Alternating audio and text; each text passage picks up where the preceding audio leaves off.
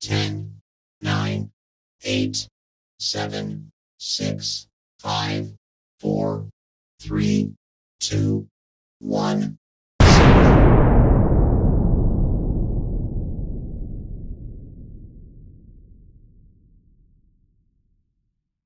Section 107 Fair Use allows us to talk about it, and that's what we are here to do. Please do not go out of your way to dislike anybody we talk about in these videos. It is for entertainment and reaction purposes only. It is my opinion and my opinion only. Baby, every time Chrissy hit that live button or start making content and it ain't cooking, you don't know what might be coming up out of the new pot that she's a stirring, right? Now, typically she get on here and she doing wig reviews. She getting on here showing that she's in love and she's taking trips and she's a bi-coastal babe. She goes all here, there, and a little bit of everywhere.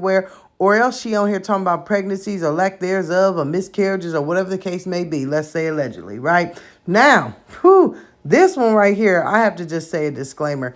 When it comes to parents and taking care of parents and people lying about it and people just coming up with stories, I take that to be the most disgusting thing you could do. I lost my mother last year and I took care of my mother as long as she needed me to with not one complaint and didn't care who did or did not help, okay? So, Strong Mommy Chrissy, she goes live and she's saying that she's been tending to her mother's medical help and everything, and she's been doing it on her own without her siblings' help, and she can't afford it no more. Now, let me just say this. Let's rewind for a second, because wasn't this a woman who was just on here bragging that she was buying a house through HUD? Now, HUD has a program to where you ain't barely paying any kind of mortgage, and you going to classes, and you keeping a part-time job, and they're really helping you pay for the house. So with all of that going on, a YouTube channel and a job you claim that you have, how can't you afford where you living?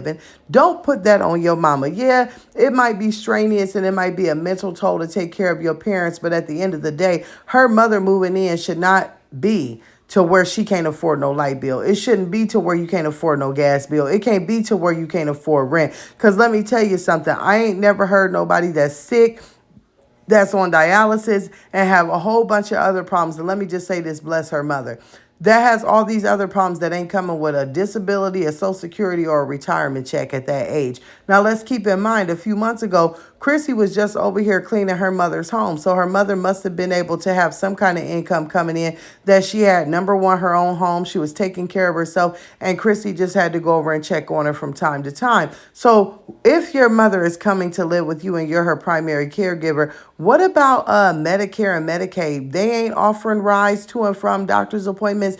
They ain't coming over and offering you to have no in-home care. They ain't offering you to go get a caregiver that will come in and do anything that's physically demanding. Also, if someone is in that dire strait of being sick, they ain't offering you any kind of nursing facility or any kind of inpatient, outpatient care. They're not offering you an assisted living program. They're not doing something, and she's an elder woman and she's got all these problems and she's got all this insurance. They come and do a lot for people. You also mentioned her being on oxygen. Well, a place that anybody knows, if anyone's on oxygen, they're going to come, they're going to make sure that the place is safe for the patient. So why are you not getting any help from any of them? Why are you not help with, paying bills and rent, going through the monthly things? Because if she's got that kind of money to be on her own, then she should have enough money to help you chip in on rent.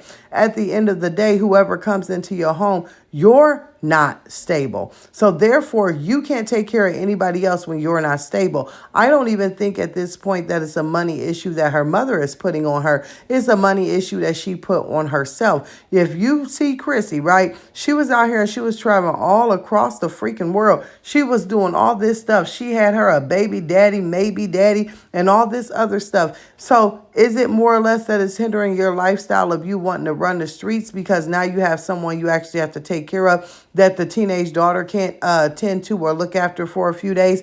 Or is it that the mother that's always cared for you and your children now needs you to do it in return? I'm so confused, y'all. I mean, I can't even make this up. Also, if you were on a HUD program, why didn't you go and add your mother to your lease in your HUD program and let them know that you were taking care of someone who was ill? They would have helped you with assistance as well. You didn't come out here. You said, oh, y'all, can y'all help me with some programs? But really, you was like, can you hit this Cash App and help me? All this stuff that you got going on, doesn't add up to 2 cents. Are you mad that your brothers won't help you? Well, tough titty said the kitty, but the milk's still good. You're still her daughter. Do what you got to do and shut up about it. And if you feel that you can't do it, then you can look into a nursing home. You can look into an assisted living. Come on, don't get on here like, do y'all know any resources? Girl, no, the resources that you want is for people to send you money and help you through the jam that you done got yourself into. Now, Chrissy does have 9 children, but her children are kind of at the age where they're all becoming self-sufficient. Most of them are teenagers. Most of them are doing their own thing other than her having to, do odds and ends. There's no butt wiping. There's no diapers. There's no drooling. There's no, doing all the most. They are getting very self-sufficient. So her mother coming into the home isn't bothering her that way. I still don't understand how your mom is using up enough bills that your lights is about to get cut off, that you getting an eviction or you getting gas bills. I don't get all that.